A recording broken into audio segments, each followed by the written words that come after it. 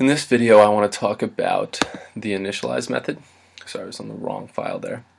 And the initialize method was something that tripped me up when I was first learning Ruby object-oriented programming. And I know it's something that has tripped up other developers when first learning Ruby programming as well. And so I want to walk you through step by step exactly what this method does and how it's used.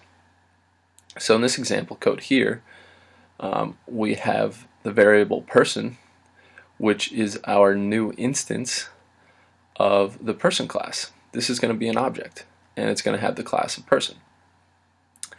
And we are initializing this object with the attribute of Dennis. And we do this through the initialize method.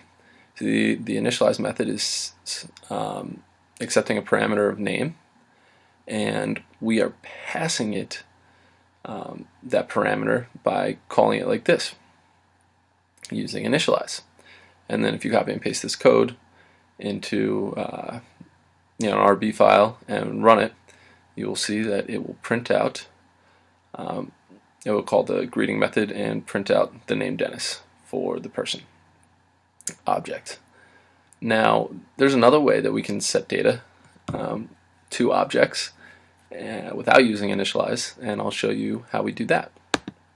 So here we have initialize commented out, so it's not actually running, and again we set a variable person, which is our new instance of the person class, and in order to set data to that we have to call person.name instead of just passing it right here.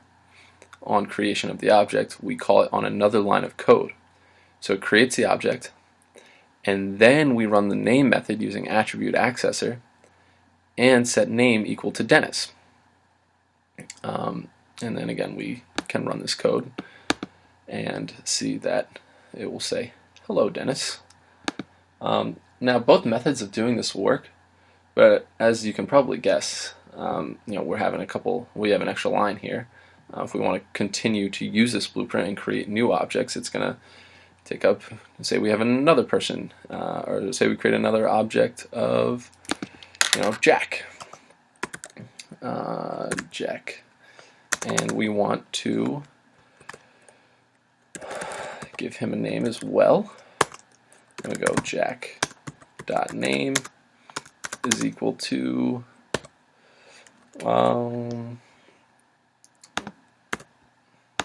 let's be consistent here. Jack Bjorn, my name. So again, now we have another new line of code. If we just had initialize, we would just have these two lines of code here, and we'd be passing in the name. But instead, because we don't have initialize, we have to do these on separate lines of code, and this can get really, really long the more objects that you create. So that's the only job of initialize. You cannot call on initialize as a method.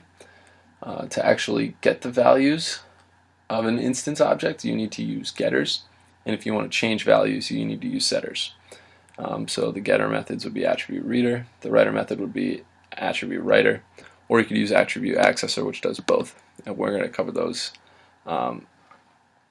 in a new video in the near future. Okay, follow along. Hope that helped clear up what initialize does for you guys.